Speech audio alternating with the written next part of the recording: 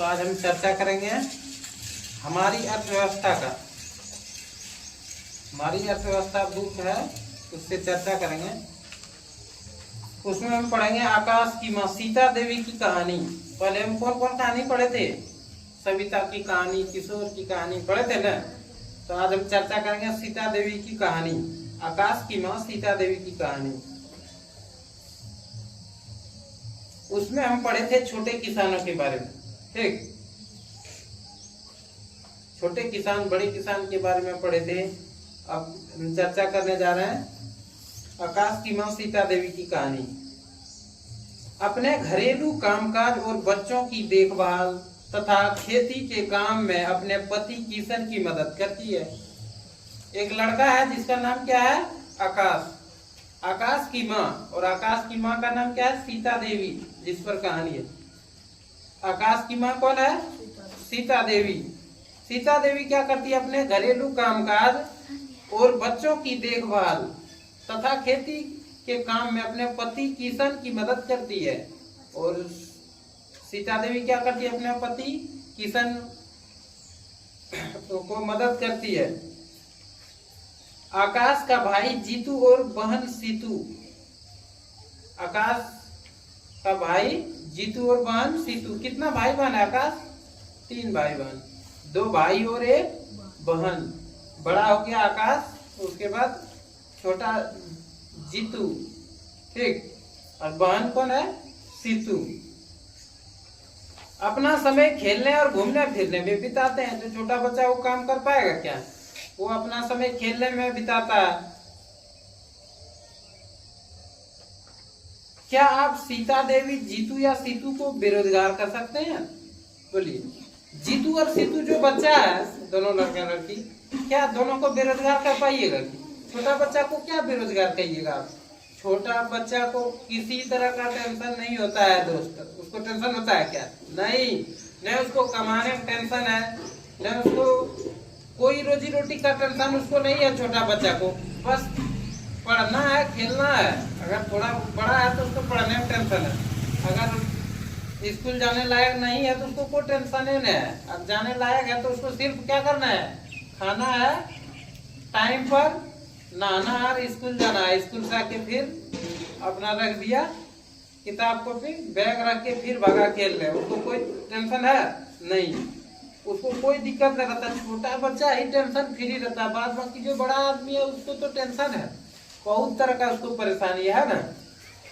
कैसे हम रुपया पैसा कमाएंगे, कैसे हम अपना जीवन यापन करेंगे, घर परिवार को, वो टेंशन रहता है। लेकिन जो छोटा बच्चा रहता है वो टेंशन फ्री रहता है, उसको कोई दिक्कत रहता है नहीं। तो जीतू और सीतू को क्या बेरोजगार कर सकते हैं? नहीं, वो उसे बेरोजगार नहीं कर सकते हैं। यदि नहीं तो क्यों? बेकारी उस परिस्थिति को कहते हैं जब प्रचलित मजदूरी की दर पर काम करके इच्छुक लोगों को रोजगार नहीं मिल पाता। वो सब बच्चा रोजगार कर सकता है कि कुछ नहीं कर सकता है। तो सीता देवी की रुचि अपने घर के बाहर काम करने में नहीं है। सीता देवी को रुचि अपने घर से बाहर के कामों में करने के लिए नहीं है, मन उसको नहीं है बाहर के काम करने का। जीतू और सीतू बहुत छोटे हैं। जीतू और सीतू क्या? बहुत छोटे हैं। और उनकी गिनती श्रम शक्ति की जनसंख्या में नहीं हो सकती है। न जीतू की न सीतू, न जीतू न सीतू। और सीता देवी को बेकार या रोजगार कहा जा सकता है। श्रम बल जनसंख्या में लोग शामिल किए जाते हैं जिनकी उम्र 15 वर्ष से 59 वर्ष के बीच हो। अरे श्रमिक किसको कहेंगे?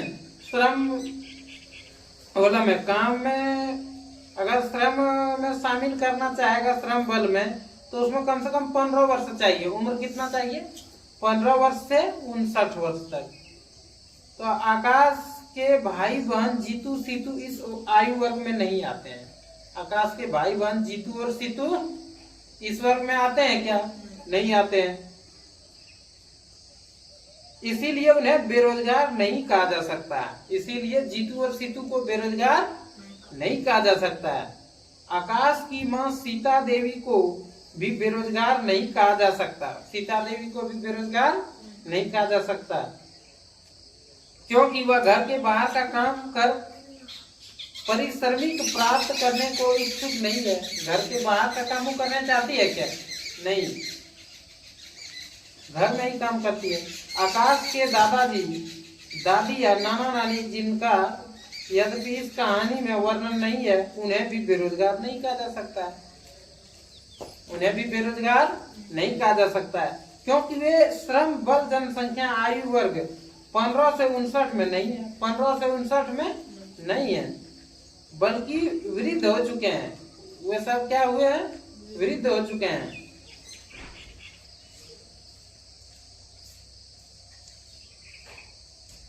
तो हम अभी चर्चा कर रहे थे सीता देवी की कहानी। उसमें हम पढ़े कि कितना वर्ष का आयु में हम मजदूरी कर सकते हैं, काम कर सकते हैं, और कितना हम नहीं कर सकते हैं।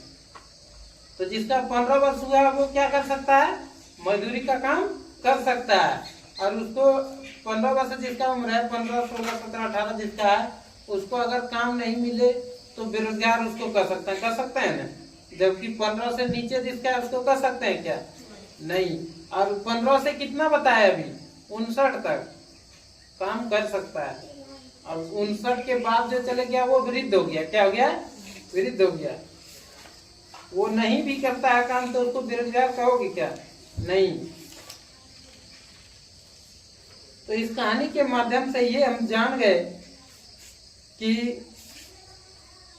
किसको हम श्रमिक कर सकते हैं, किसको नहीं कर सकते हैं। नेक्स्ट क्लास में हम चर्चा करेंगे बेरोजगारी के प्रकार।